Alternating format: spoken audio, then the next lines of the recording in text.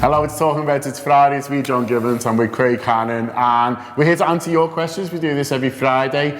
We love it when you get in touch, you give us loads of feedback, and sometimes you just give us stuff to talk about, and all of that is equally wonderful. So, should we just get stuck in, or do you want me to mention the fact that I'm...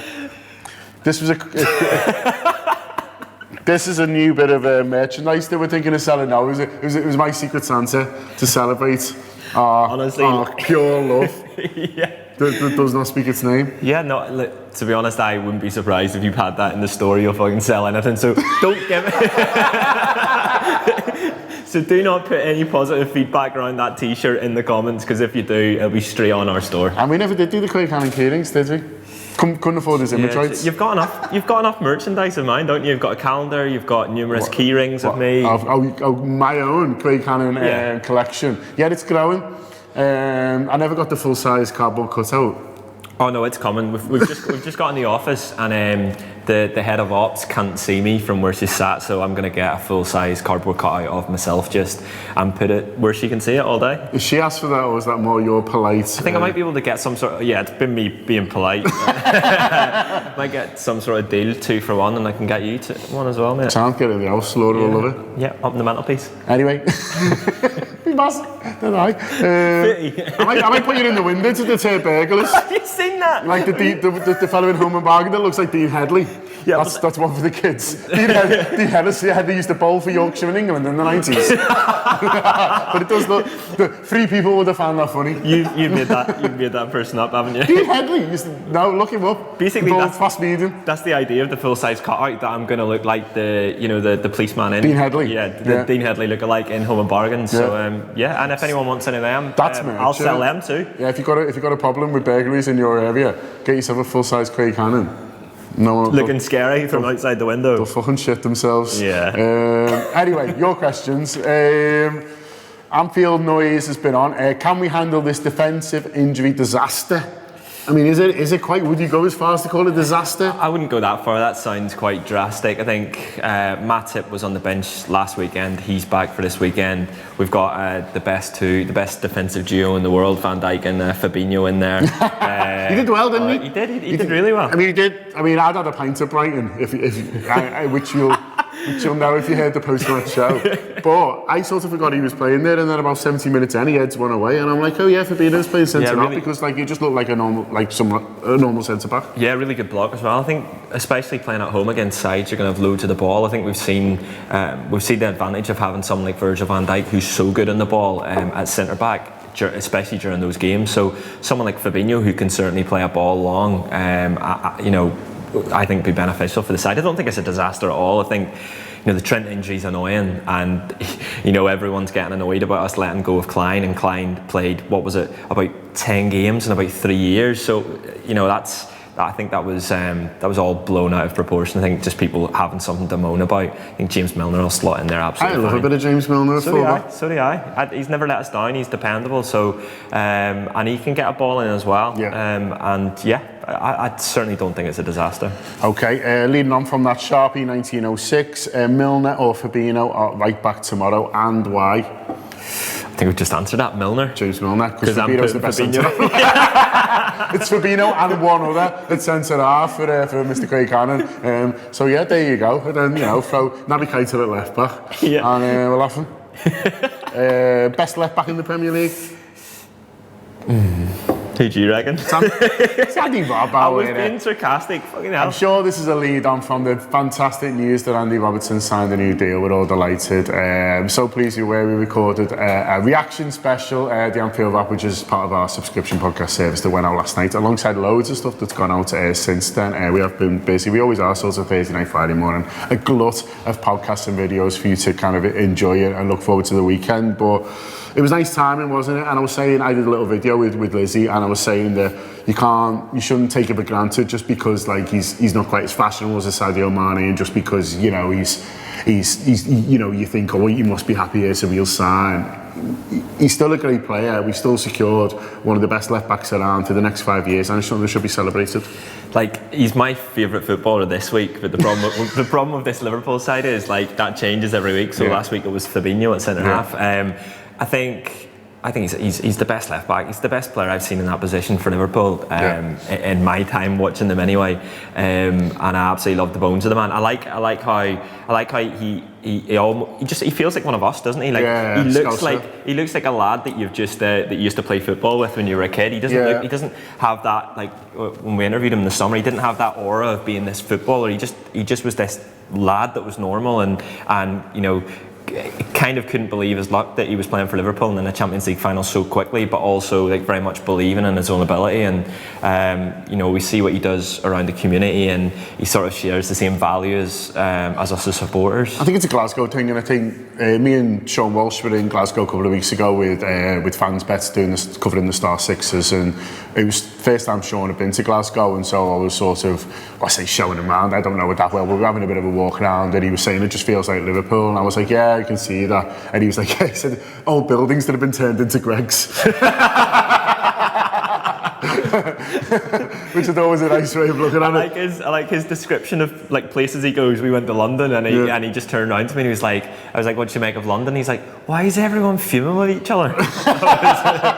Rome was old in that. Yeah. So all buildings that have been turned into Greg's. But I think that the people have got kind of similar values, haven't they? It's a working class city. It's a city where, you know, you might have a lot, but you don't kind of get too flash. And I think, look, we've had decent success from Glasgow boys, Kerry Dalglish and all that. So yeah, he's the latest in a long, brilliant line. But yeah, top man made up. I think as well, like the fact that his performances this year, it feels as if he went up another level. Which last year, if you asked me in May time, I'd be saying, yeah, he's the best left back I've seen play for Liverpool. But this season he just went up another level, and just so consistent in his levels as well. It's an 8 out of 10 every single game, and I love how he's got that little assist contest sort of thing going on with Trent as well, because just shows that like not only is he brilliant and he's solid at the back, but he's great going forward as well. So I love a bit of Andy Robertson. Love a bit of Andy Robertson.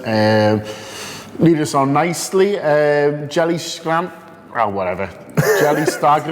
Jelly Stagram. Sorry, mate. I'm sure you've got a lovely name. Jellistagram, really. Is it not? Jellistagram, like Instagram, but his name's Jelly. He's missed out the N. I think it's meant to be Jill Instagram. No, I think he's maybe text in. But bearing in mind, he's already texting with a question. Keeping in mind we bought Robbo from relegated Hull, are there any other players in the current relegation zone? This is ran out of space, but we know what he's saying. Any players? So we had a little look. Because we had to look to see he was in the relegation zone first of all. Well, I knew Huddersfield were because they're bottom and they've just sacked the manager. We did a bit of that on Coach Home this week, but it's also Fulham and Newcastle. I mean, Sessegnon's sort of the big name, isn't he? I was quite impressed with him when he came to Anfield. He's not hit anything like the numbers this season that he did last season, so I watched them sort of quite closely when they came to Anfield, and I thought, yeah, you can tell there's a player there, you know, not so sort of too worried about him. And so he's the sort of big name. I mean, maybe just see how Ryan Babel does at Fulham. Maybe he can get his dream move back. Oh my word. I mean, I'm trying to work out if I'd absolutely hate it or love it just for how mad it would be. The answer is absolutely hate it. It's mad that he's back. I'd forgotten about him as a footballer, but for him still to be playing and back in the Premier League. Absolutely not Ryan Babel. Sessegnon feels like a good answer. I know there was talk of Lascelles from Newcastle. At centre back. Siri looked all right in the first few months for Fulham. I haven't really watched him. Has he? Has he decided? Nah. Not for him. I think Sessegnon's the right answer in it. I think we've had a lot of joy from that, obviously with the Robertson one, Shaqiri, Wijnaldum. You know, who knows? I wouldn't put it by us to go in and get another bargain.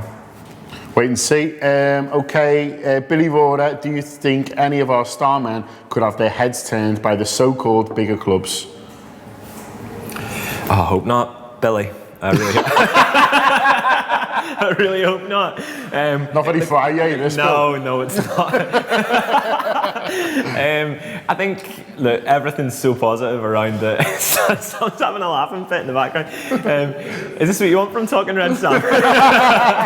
I think everything's so positive around the club that it feels like such a shame to even consider this. I think success will ensure that we don't, and we came so close to a Champions League trophy. Everyone can see the trajectory we're on.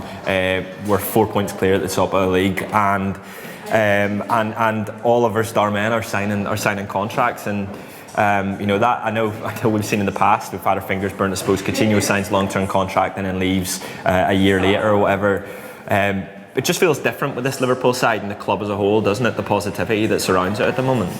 Yeah, I think it does, and I don't think we're going to lose anyone for kind of ambition, but I think the likes of Mo Salah will probably have an idea in his head, and his people will have an idea kind of what they'd like to do, and I'm sure there's one of Real Madrid or Barcelona, whichever one he happens to prefer, that are on there. And so I don't think it's a slight on Liverpool. I think just the idea of someone going to finding the big club and then just kind of staying there for the whole career. I don't think sort of the ultra modern footballers sort of think like that. I think they'll be thinking about different experiences, different leagues, different challenges, and almost kind of like cementing themselves in kind of football history as this guy who kind of like did this thing. So I think Salah will maybe do 2 more years, maybe 3, and then move on. And that's, if he does 3 more years, then that's about 200 more goals, isn't it? So, and 2 league titles probably, and a European Cup. So I think though, like, one of Liverpool's problems when we've lost the likes of Suarez and Torres and Alonso and so on is that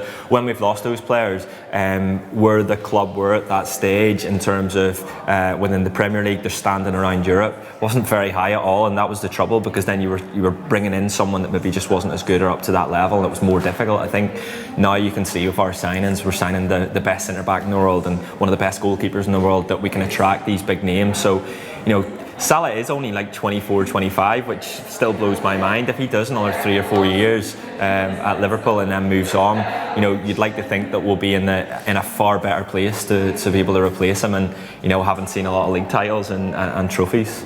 Okay, Kenny Mifsud, what position would you address first come summertime for the newly crowned champions? Difficult. I'd probably still get another centre back in, just because I don't trust Lovren, I don't trust Matip's legs, and Joe Gomez on the slides still a little bit injury prone. And we're asking him to do bits at right back as well. We are, yeah. So I think I would get in an absolute belter at centre back. I think. I don't know. I haven't got this from anywhere. I just think Liverpool are going to go for a belter up top. I know they've got Mo Salah and they've got Firmino. But I think they'll maybe look at one more in those attacking areas, and it'll be a big one. Okay, if you could change one result in LFC history, what would it be? Paul Lando? I'll ask you this one. You answer the last one. I'll go for Man City away 2 weeks ago, so we're 10 points clear. Yeah. You know me, Craig, I live relentlessly in the now. I live relentlessly in the now. Imagine being 10 points clear. I wouldn't have any shirts on there. Never mind one with me and you in a house. Completely nude. Talking Reds naked while we're 10 points clear. Yeah. My mum watches this, so probably not, to be honest. I'd say... the one that affected me more than any and probably numbed me and just made me, I don't know, it just did bad things to me, was the Chelsea one in 13-14, because I hadn't allowed myself to believe that we were actually going to do it, and then walking into the ground that day, I was sure that we were going to beat them, and I was sure we were going to win the league, and it was taken away from me. So probably that one. Can't believe Craig doesn't want to be 10 points clear, but anyway, we are where we are. I don't want to be naked on Talking Reds. The two aren't necessarily linked. I just realised I made up that rule. Finally, Jens has been on. Have you been to Oslo? We did last year, and we hope to be back. We did a live show there. We did Stockholm, we did Oslo. We had a lovely time. It was the drunkest weekend of my life, and I've had drunk weekends. Yeah, there was loads of Jägermeister drank at 11 a.m. on a ski slope, and it was unnecessary. Drunk. It really was, and we had the live show that night. If you went to that Norway live show, text in and tell us whether you enjoyed it, because I think as well, it'd be great if anyone that's watching, we've got quite a few more planned. We're looking at some Irish dates in March. We've obviously got the Edinburgh one, but it's sold out. We'd love to do Glasgow later in the year and get back to Belfast and all of that, Scandinavia as well. But if there's anywhere in particular that you are and you'd like us to come for a live show, somewhere warm, let us know in the comments. Yeah, if you're in Benidorm, if you've got Benidorm. But yeah, no, seriously, let us know, because if there's a big enough supporters club there and we think we can make it work, then we'd definitely like to. Finish on a free holiday. Love it. That's been Talking Reds. If you enjoyed this format, let us know. If you enjoy mine and Craig's t-shirt, let us know. And if you think Craig's a wolf and not wanting to be 10 points clear, let us know. Thanks to Sam for filming. I think he's enjoyed it. Up to Reds.